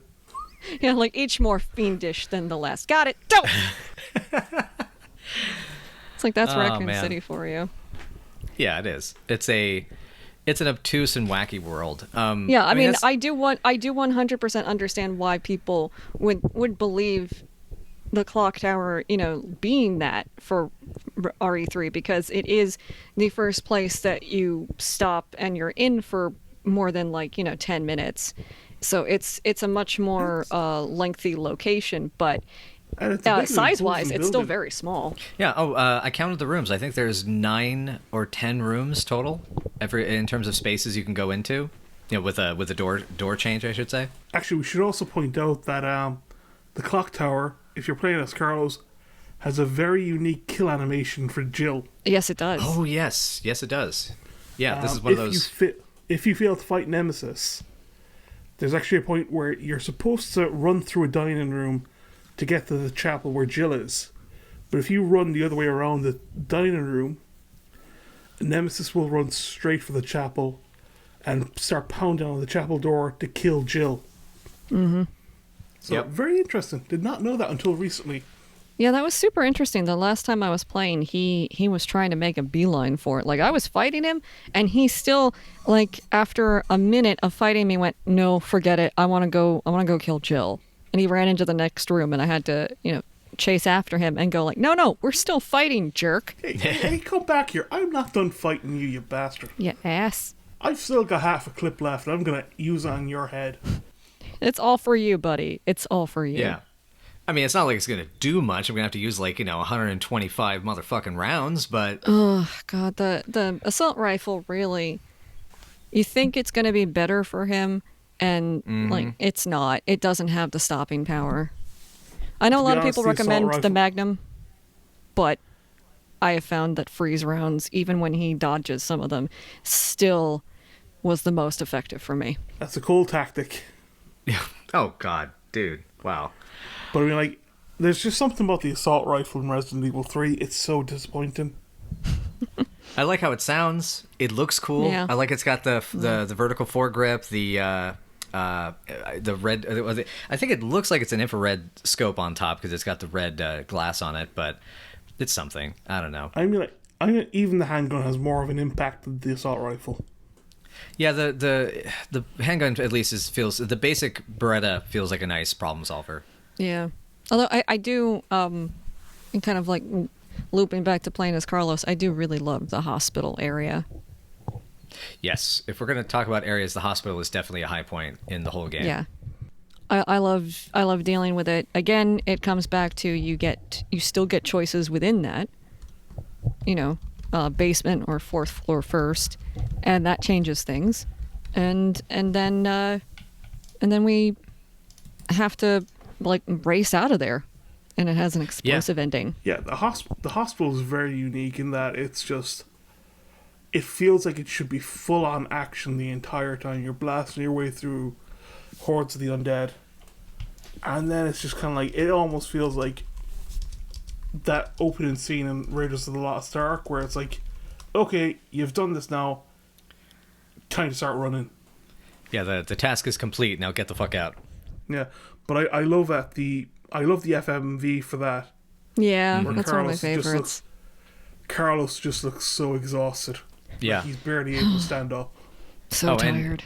And the thing is, since there's that time jump, we don't know how much he's been just trying to scavenge around the city, trying to find the resources to figure, just like it's been a bit because Yeah. It's at least 2 days, I think. Yeah, it's like a full day at least. So that means he's probably been alone, taking care of Jill for that like 1 to 2 days. I mean, that's It's a lot. You can also imagine though he's been scavenging around and he's just like, oh, funny, there's something I could do to help Jill. He just looks to his left. When did that hospital get there? Yeah, like, okay, that wasn't there. Was that there before? Did I just miss that? Gosh, my peripheral vision, my doctor's always telling me. I mean, that bell, I just realized I can push that bell. And right. there's a door back here. Well, what do you know? Oh, there's a hospital.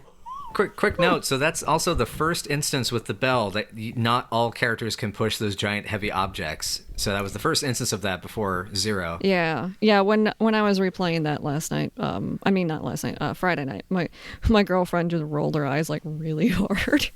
No, like, no. Oh, look, big strong man can move the bell.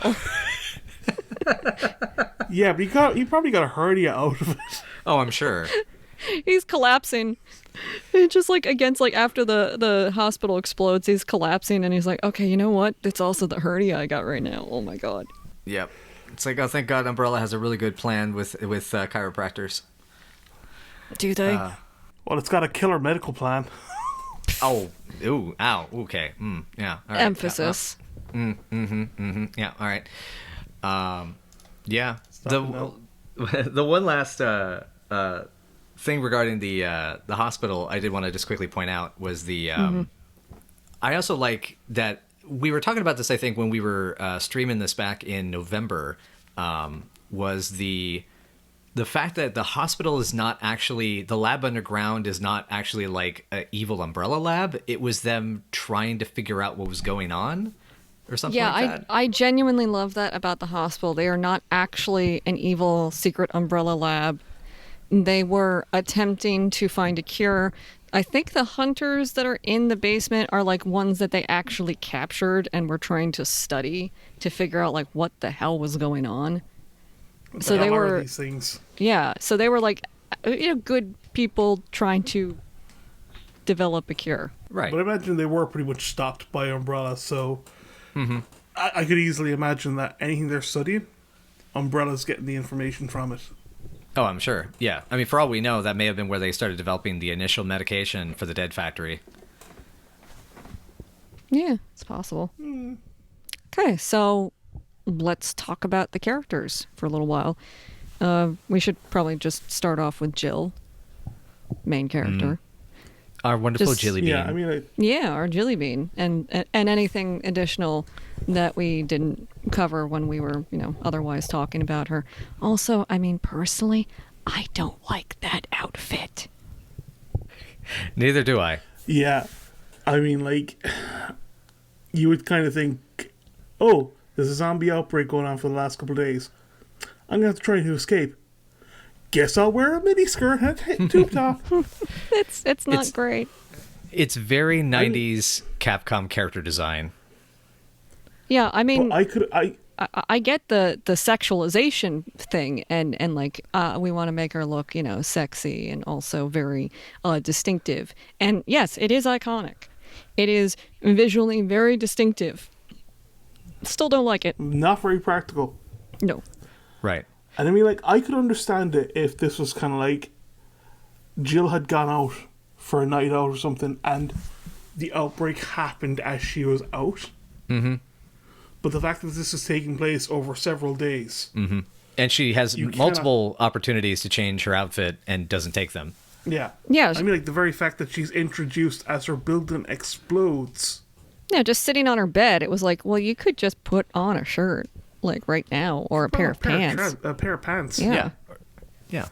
But Like I mean, I understand the criticism of her redesign in the sense that people keep thinking, oh great, it's another character that now is instead just wearing a tank top and pants. But for Jill's case, that is probably the most practical you're going to get in this situation. and I Absolutely. mean, like it's very close to what she probably would wear as a Star Wars officer. Yeah. Yeah, when I mean, she's like, she would probably have like the vest as well. right.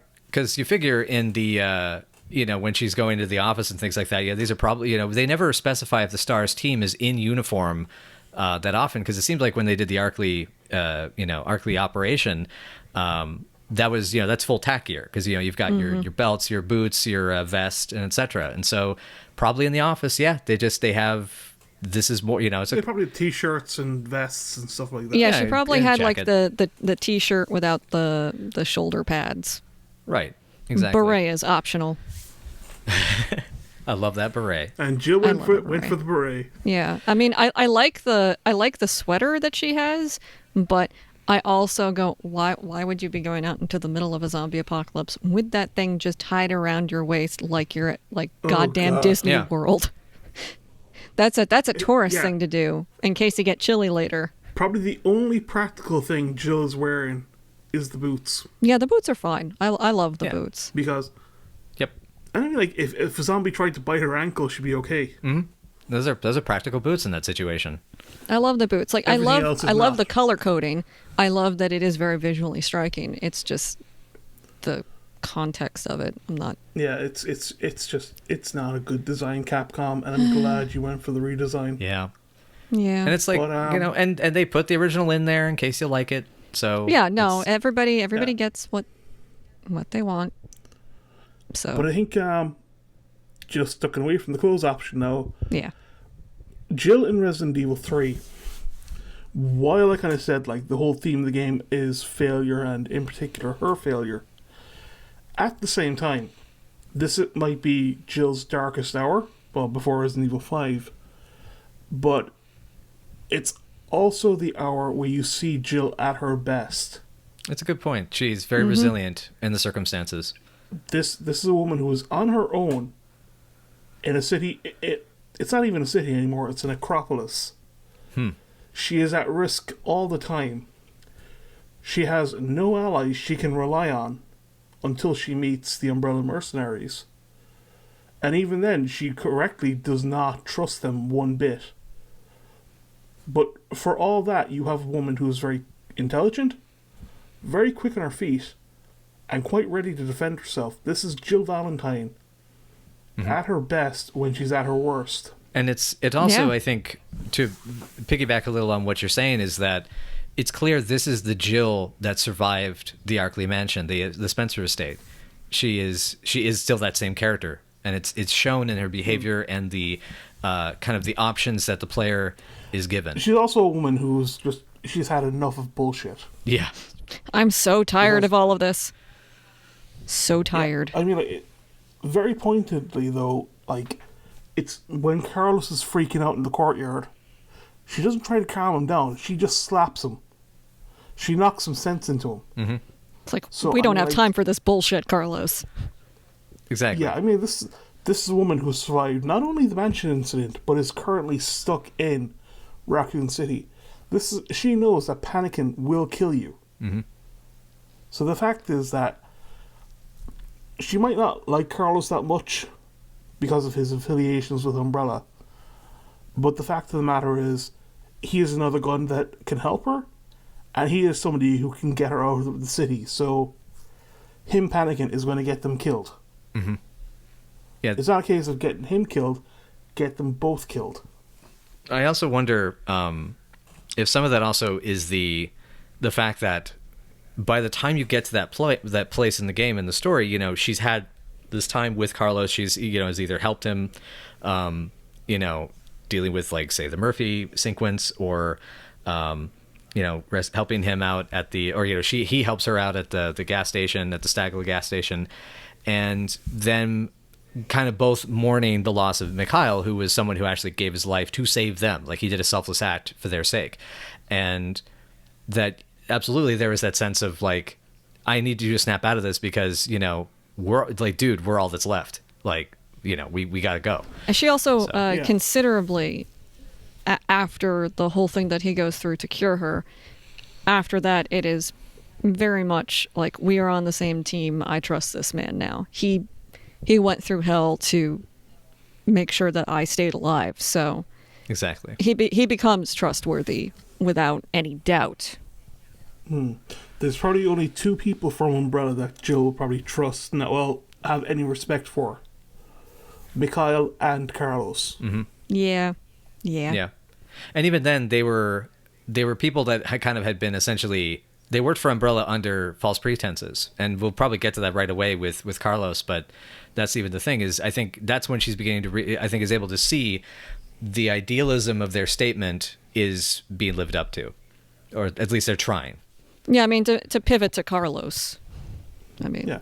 But I think as well, like, Jill's kind of, her interactions with Mikhail and Carlos, it kind of helps her realize as well that not everyone in Umbrella knew what the company was doing. yeah, Not everyone is like some psychotic scientist wanting to unleash viral horrors on the world. not all of them are Albert Wesker. Some of them genuinely do not know the depth of corruption and the total utter bullshit that Umbrella actually is doing. To them, it is the guys that are cutting their check, and they're there to, you know, clean stuff up. And I think when they get there, they start realizing, like, well, I mean, are we the We've been put baddies? into a meat grinder. Yeah, that's the we the baddies moment. But I think it's, as well as that, it's kind of realized we've been put into a meat grinder. We're not going to get any support. We've been betrayed by the people who've helped us. You're pretty dispensable to your bosses, all things considered. Yeah. Yep. So he kind of moving on to Carlos then, like, you Yep. actually have this man who is just like, whatever innocence he's had, and I mean, like, he's not that innocent a character, but whatever innocence he's had, it's just shattered by the end of Resident Evil 3. I agree. Yeah. I do love that he still, as a character, is... I always read him as, like, a goofy, flirty dork who was, like, mostly an optimist, and that, like, one potential scene you get with him panicking is, like, his absolute lowest breaking point. But most of the time, he is an optimistic, chipper, dorky guy. Yeah. How old is Carlos again? He's 21 or so, right? 21. He's got to be in his early 20s. He's 21. Yeah. And so he So I'm like, He's a baby. He's barely an adult. Yeah, he's a exactly. He's a little baby babe. So I mean, that's exactly. So I mean, that's you know, we talk about Leon being the bucket puppy, you know, the puppy with the bucket on his head. I feel like Carlos, by extension, is the kind of dopey puppy that runs around really free and then trips over himself a little bit. He's very excited, and Exactly. he's happy to be the puppy here. with the overlong ears. He trips over the ears as he's running along. Oh yeah, that's I mean, it. I mean, the contrast of a character like, say, Jake from RE6, who is 1 year younger at 20, and similarly has a lot of, fighting in his background, basically, mercenary from a very young age. And Jake's like a billion times more sour and jaded than Carlos. And Carlos is just like, I am happy. He's like, Yeah. hey, this sucks, We're but, alive. we're trying to help people. Like, and Carlos does seem like he's genuinely thinking, I'm there to help civilians. I want to help civilians out. Yeah, and I think the realization that he's been betrayed by Umbrella, that he's just been left there to die, it's the shift of, like, not even the shift, it's the death of that innocence for him, that he thought they're going in to help people. In truth, most of his superiors are just collecting information from the dead, and that they're just there for cleanup. Yeah, Right. and even And they're completely, utterly expendable. even a guy who's on his own team is still actively working against him in a lot of ways, because that's the cleanup that he has to do. So they're I mean, like nominally saving civilians is like, it's just such a mostly bullshit pretext. I mean, I could actually imagine that were this if this was a film or something, the survivors of the UBCS and any supervisors will go off to one side. The survivors will be taken into a room to get like a meal or something, and just like, boom, bullet in the back of the head. Right. At the very least, until they've, especially given the circumstances that it's clear being exposed to this for such an extended period, they're going to figure out what's going on and how responsible Umbrella is in that situation, and that it's faster. So yeah, you figure the only ones that probably stay alive either are the supervisors, or those who look at the situation and clearly when they report back and are debriefed, are able to say, oh yeah, this is what you guys are doing. I'm good. Don't worry about it. Not even that, because I think it'd just be a case of like, well, he's just saying that, put a bullet in his head, Right. or take him away for testing. Right. The only way I'd say somebody would survive that was if they said, look, you want the information, I've got it, but I've hidden it away somewhere. Interesting. So you feel that there has to be an element of blackmail for them to actually save their asses in that situation. Well, I mean, for a lot of them, it's how Umbrella's operated with them. Like, not all the members of the UBCS are mercenaries. Some have been taken from prison or from death row, and their lives are forfeit no matter what. So either die for Umbrella or rot in a cell. Either way, it's just as bad. I see. I guess I hear you. I guess just that what it makes me wonder then, on top of it, again, just kind of to build off that, is it reminds me of how there's times in military fiction, the kind of exaggeration in military fiction where like the officers are given preferential treatment, and those who are the grunts on the front lines are essentially just they're meat for the grinder, and that's it's a sentiment that obviously it's done in very exaggerated pulpy stories, and I do wonder if that's to that end, if that's definitely one thing Resident Evil 3's UBCS team kind of has that aspect. But moving on, one thing I also did want to point out I really like about Carlos is that he is. What's interesting about Carlos as a character to me is that he's the kind of person that feels like one of those types of people that he also has to rise to the occasion in the story, and that his because again the ideal is being tested, and he has a different type of kind of Jill has her own type of resilience as a survivor, and he has to have his own. I mean, I agree that I think like a certain degree of his innocence is trashed by the end of the story, but I also feel as we've discussed about how like he has to spend time keeping Jill alive after she's been infected, there is definitely that sort of he is tested to the extent of, okay, you have this choice to leave this woman behind. She clearly doesn't really like your help. You've bonded together, but you have a chance to make a clean break out of the city. He doesn't take it. He stays with her. Now, we don't obviously know all the circumstances of that, but that is what is... Yeah, I mean, it could be easily be a case of he realizes he's not going to be able to get out by himself. He needs somebody's help. Right. But it also can just be that it's about the choice. And that's something I have been curious about over time. He makes the choice to help her, and to go to a lot of extremes to get the cure for her. So that is, somebody who cares about other people. So, like, despite being more, worldly and less, overall naive, he is still very optimistic and very dedicated when he actually, has made his decision.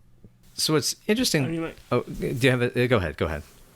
No, let's go ahead. Well, I was thinking the interesting counterpoint to this is the very vicious sociopathic tendencies of Nikolai by comparison. Nikolai is the absolute polar opposite. He is a gigantic asshole. Yep. But funnily enough, he's also the only Resident Evil antagonist who succeeds in his goals until Alex Wesker. Mm-hmm. Yeah. He also is the one that has the most grounded and achievable, realistic plan. I want bonus. I want money. I will kill these people to get the information, to get my money, to get my bonus. Okay, goodbye now. And that's just it. He wants money. That's all he wants. He doesn't want to rule the world. He doesn't want to become a god. He just wants the big fat bonus that's promised for every supervisor and the amount of information they bring in. It's like he has different types of personality disorders that don't cause him to be as unstable as a lot of the Resident Evil villains tended to have.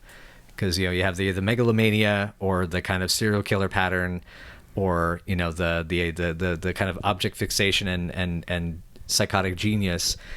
But Nikolai is being simple, straightforward, and practical. He's Russian cold. efficiency. I was about to say it seems very Russian villain. Yes. He is efficient. That's exactly what he is. I mean, like, this is a guy whose own goal is just, I want money, I'm going to kill you to get it, and he does. It's not a case of like, well, I'm going to lure them into a trap so I can leave them to die as I go off, and why are they suddenly alive? It's just like, Except I for want you Orc. dead. I'm going to shoot you. Orc We don't talk about Orc. Orc notwithstanding, because it's not canon. Yes, thank God it's not. But I mean, like, this is a guy who has very simple goals, who, obviously has some sort of behavioral problem. Mm-hmm. Yeah, empathy is definitely an issue with that guy. He's sociopathic, but this is a guy who's achieved his goals, and he wins. He wins. He gets away. And I mean, like, even Umbrella will leave him alone because he survived, but so many others haven't. Mm-hmm. I also wonder if he kind of has like the Ada Wong sort of thing, where it's like he's able to hide himself out there in the world, identities and things like that they can't find him. It may explain why lore-wise, if they decide to finally bring him back in like Resident Evil 8 or something, then they'd be able to say, oh yeah, no, he's been living off the grid, he's been doing secret deals, there's rumors of him, he changed his name, blah, blah, blah. So it might just be one of those situations as well. But it's a good point. They never necessarily intended to track him down. Or could it just be a case that they did try to track him down, he sent body parts back. Yeah, just not worth the trouble at that point. I mean, my guess is that they just don't intend to bring Nikolai back in anything, even though I would like to see him very much. He's won.